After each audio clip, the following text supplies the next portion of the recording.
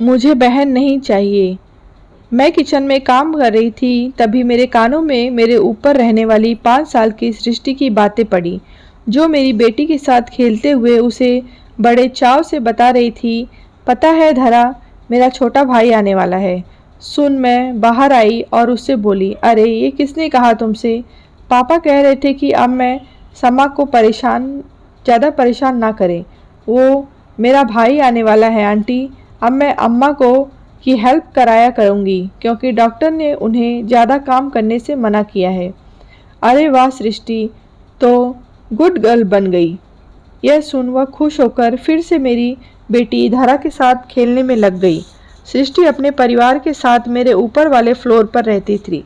सृष्टि और धारा हम उम्र थीं और दोनों एक ही स्कूल में पढ़ने के कारण उनमें बहुत बनती थी। शाम को मैं सृष्टि के घर गई तो मैंने सृष्टि की मम्मी रश्मि को बधाई देते हुए कहा, मुबारक हो रश्मि, मुझे आज ही ये खुशखबरी मिली है। देखो, अपनी सेहत का पूरा ध्यान रखना और खाने पीने में कोई लापरवाही मत बरतना। कुछ भी ज़रूरत पड़े मुझसे कहने में हिचकना मत। वह थोड़ा शर्माते हुए बोली, दीदी आपसे मदद नहीं लूँगी तो और किससे लूँगी? बस किसी तरह यह समय अच्छे से निकल जाए और भगवान एक बेटा दे दे तो मेरा परिवार पूरा हो जाए। सब अच्छा होगा। बस तू अपना ध्यान रख और भगवान से प्रार्थना कर, लड़का हो या लड़की, वह पूरी तरह से स्वस्थ हो। मेरी बात सुन सृष्टि तपाक से बोली, नहीं आंटी, मुझे बहन नहीं भाई चाहिए। अब मैं भी धारा की तरह अपने भाई को राखी बांधूंगी। उसकी बात सुन रश्मि हंसते हुए बोली, हाँ हाँ, मेरी सृष्टि का भाई ही आएगा। देखना दीदी, इस बार मुझे बेटा ही होगा। मैंने पूरा इंतज़ाम करा लिया है। इंतज़ाम? मैं समझी नहीं। मैंने हैरानी से पूछा। वो दीदी, मैंने इस बार लड़का होने की दवाई ली है। अरे रश्मि, इतनी पढ़ी लिखी होकर भी तुम इन सब बातों में यकीन रखती हो?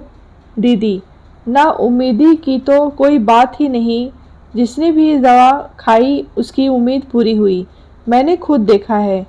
उसकी बेतुकी बातें सुन मुझे अच्छा तो नहीं लगा, लेकिन मैंने उसे आगे कुछ कहना ठीक ना समझा। बस उसे समझाते हुए बोली, वह तो ठीक है रश्मि, लेकिन तुम इसके सामने ऐसी बातें मत किया करो।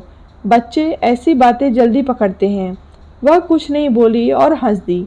लेकिन जब भी सृष्टि हमारे घर खेलने आती, उसके मुंह पर बस एक ही बात रहती, धरा, मेरी मम्मी हॉस्पिटल से मेरा भाई लेकर आएगी और देखना, मैं उसे राखी बांधूंगी।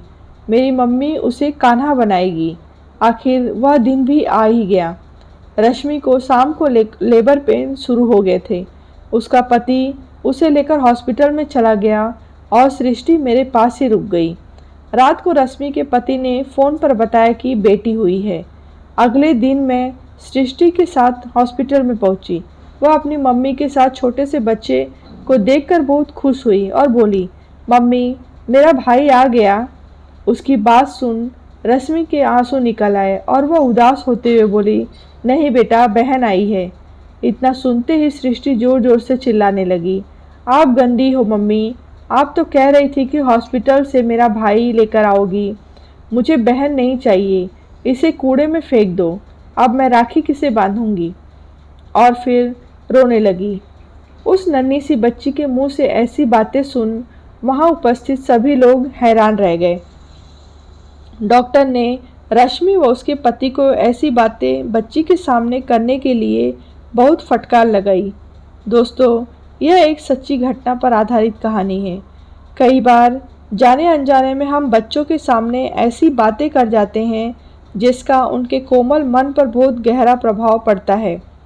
5 साल की सृष्टि एक लड़की होते हुए बहुत दिनों तक अपनी बहन से दूर रही।